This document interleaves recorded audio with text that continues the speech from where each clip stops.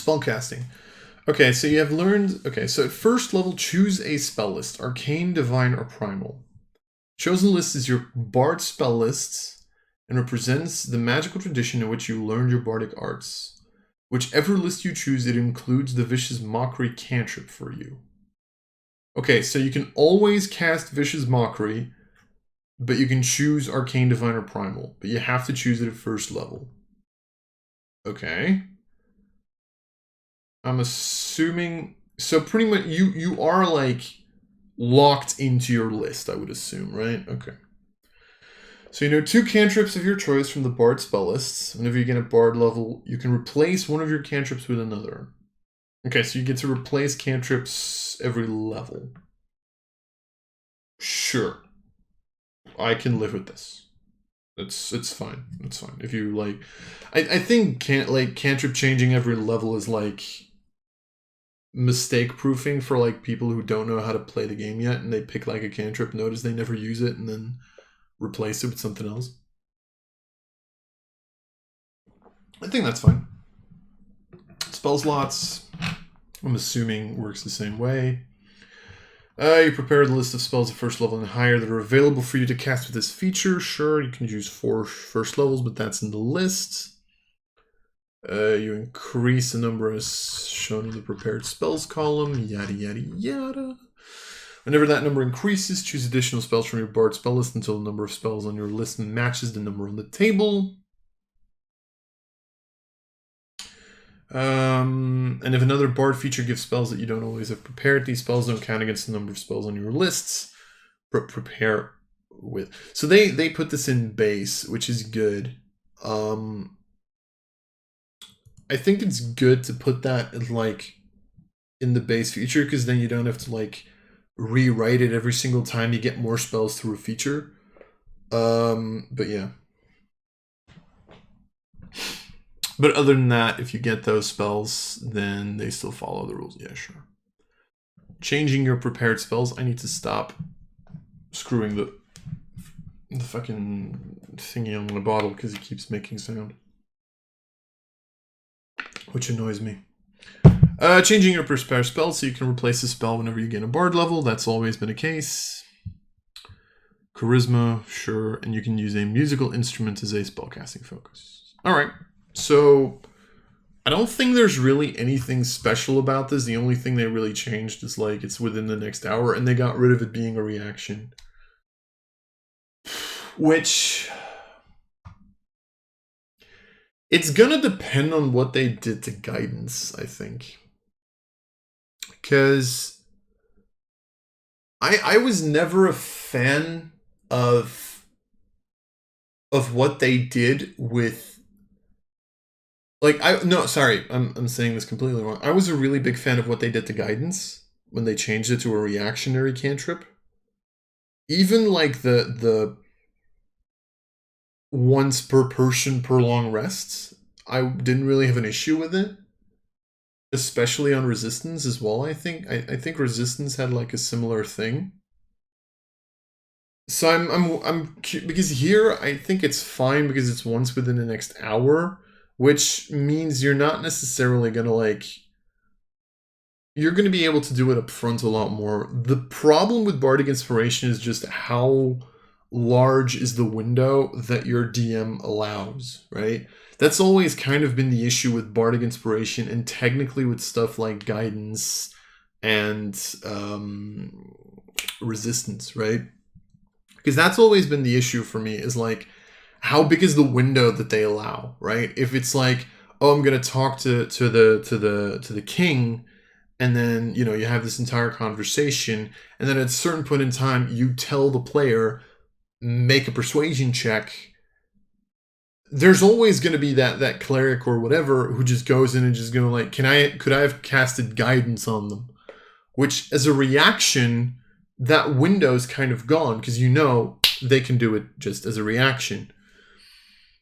With this, if this entire conversation is going, then the bard goes, hey, could I have given them an inspiration before they roll?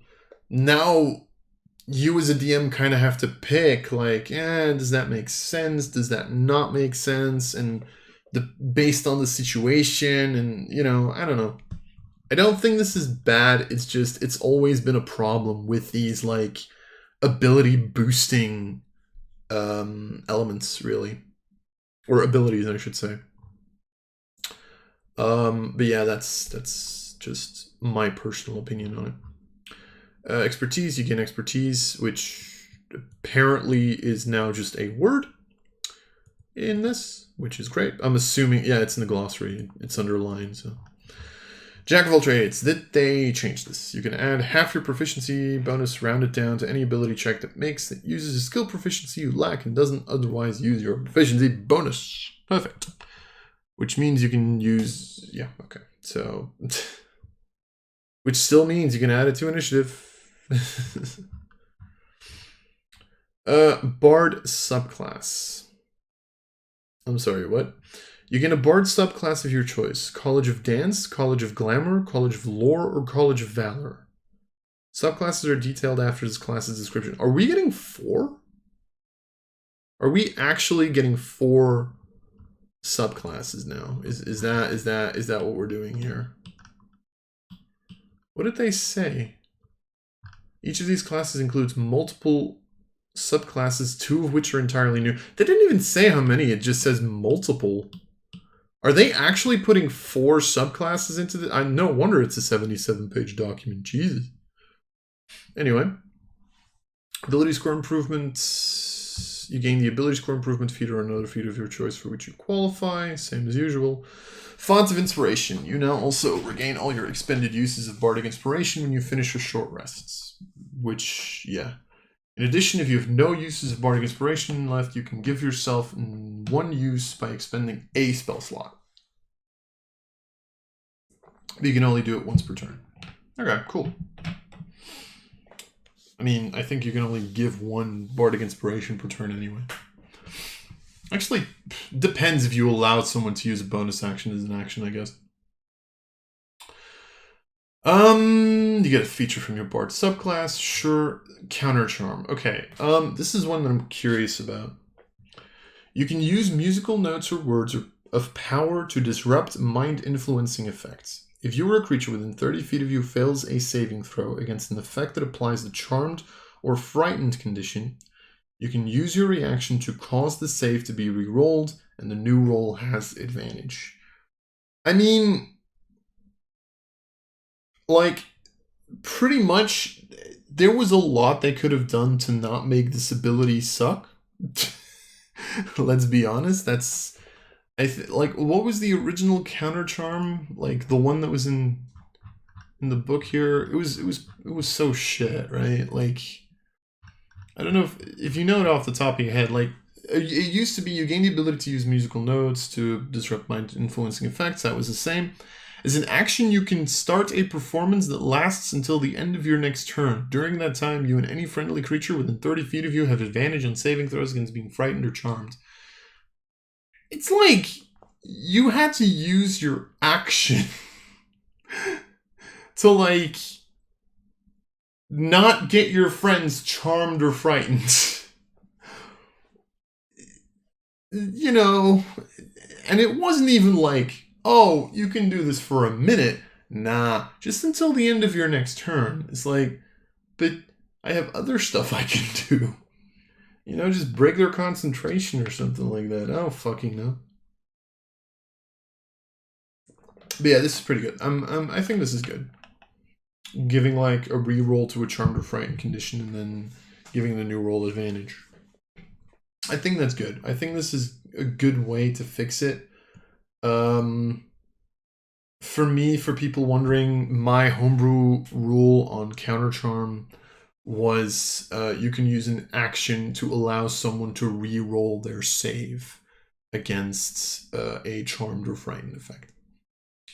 That was the way that I actually changed counter charm in my games because I thought it was bad.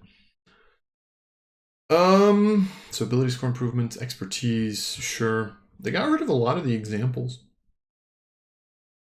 Didn't they used to have like examples of like you should pick this and this? Technically they did have it for level 3, but like for spells they didn't. Wait, hold on. Yeah, they don't actually give examples anymore, which that was something I liked in the previous versions. Like the fact that they give you like a pre-made build. Although technically it's hard to do here because they do have 3 different lists that they'd have to pick from. So they'd have to make like an arcane, primal, and divine list one. So okay, I can forgive him that, I guess. Magical secrets. Okay. Oh. Oh. You've collected magical knowledge from a wide spectrum of disciplines. Your bard spell list now includes arcane, divine, and primal spell lists. So everything.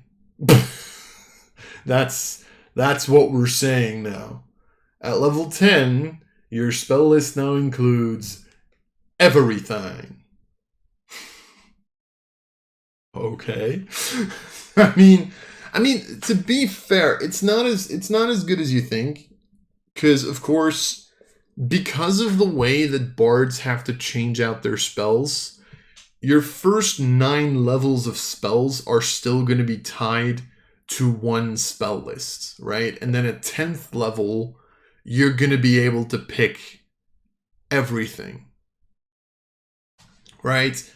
So now you get to like replace your lower level spells from a specific list with other spells, which is fine if you think about it, apart from the fact that, you know, are you really going to replace, you only get to replace one spell every level.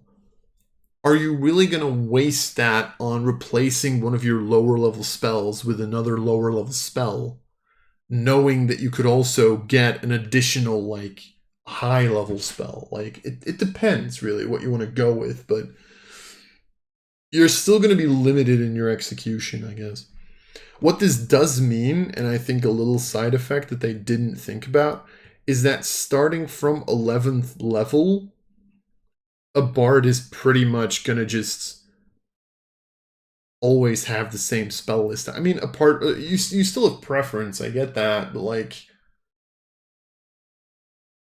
starting from like your 6th level, 7th level, 8th level, 9th level spells, you're pretty much going to be able to pick from any fucking list that you want, because they don't do like class-oriented spell lists anymore, right? Because you just get to pick from all 3 of these. So I don't know. I mean, this is a cool way to introduce the whole like bards have access to everything kind of a thing, but yeah, I don't know.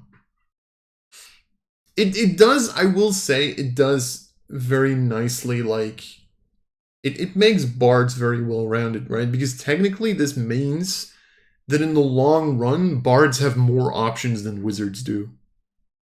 As in, like, spells that they can pick.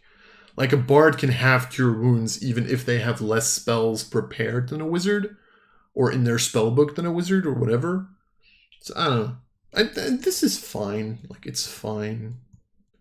To be perfectly honest, the split spell list is, like, the first thing that, like, surprises me. So, you know, other than that, everything, like, this is a decent effect, but it's not unexpected. Anyway, ability score improvement, sure. Subclass feature, sure. We're getting rid of the level 10 subclass feature, sure. 16 ability score improvement, 18. They literally just give you back 2 expended uses if you're at 18, because, well, at least it's 2 uses rather than 1. Best fucking ability in the game. Then again, it's not your level 20 ability, but why would you want to get to level 18 for this, to be perfectly honest? Because you can even replace spells at this point. You just replace the first level spell with a fucking, I don't know. Oh well. 19 ability score, and then 20 words of creation. You have mastered 2 of the prime words of creation, the words of life and death. You therefore always have power word heal and power word kill spells prepared. Oh, and when you cast either spell, you can target a second creature with the spell, provided that creature is within 100 feet of the first target. 10 feet, sorry. 100 feet? 100 feet would be slightly broken. So, to be fair, you still only have one 9th level slot. Power Word Kill, for me, has always been a slightly flawed spell, both as a player and a DM, because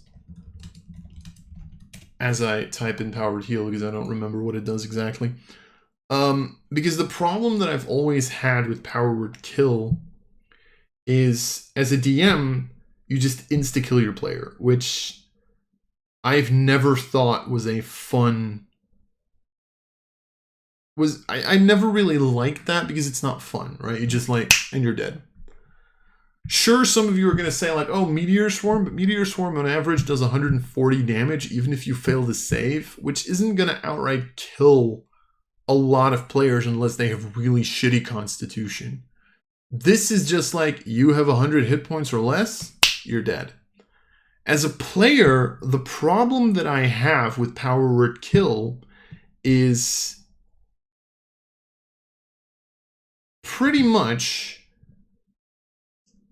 you don't know the exact hit points of the creature you're fighting, right? So if your opponent has 101 hit points and you cast Power Word Kill on it, it doesn't do shit. And the result of that is you just wasted a 9th level slot to do nothing.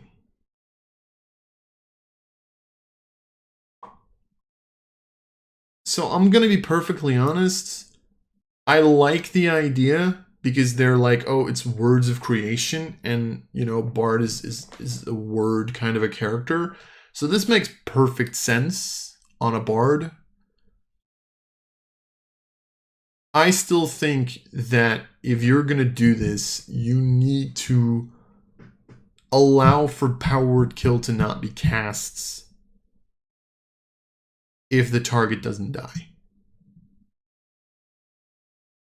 You need some sort of a way for you to know this. And I know that some people are going to be like, oh, but isn't that broken? You can just feel if they have 100 hit points or less.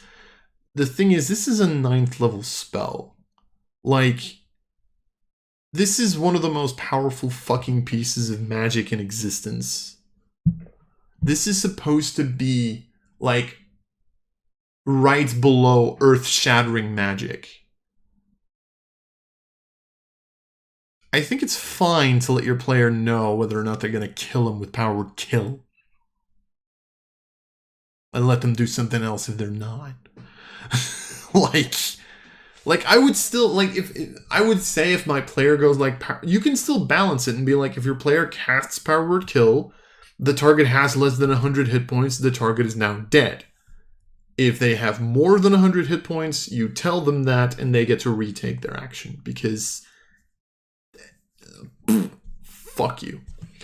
Anyway, Power Word Heal. A wave of healing energy washes over creature you touch, regains all its hit points. Creature is charmed, frightened, paralyzed, stunned. The condition ends. Creature is prone, can use its reaction to stand up. Has no effect on undead or constructs. I mean, let's be honest, that's probably going to be the usage of this feature, I think, unless you change Power Word Kill a little bit. I think this is pretty much going to be your base usage. Yeah, fairly simply put. Heal is like, especially if you're playing with like a fucking barbarian, doesn't even have to be bear totem, but let's assume like for a second like a fucking bear totem barbarian, like they get knocked unconscious and you just go like, hey, Power Word Heal, and they're back at 300x, like, yeah. And then if there's someone else within 10 feet, you just like, you just like hold the spell, your friend goes like next to him and you just go like, whee, you both heal to full. So yeah. Anyway, that was my rant on words of creation.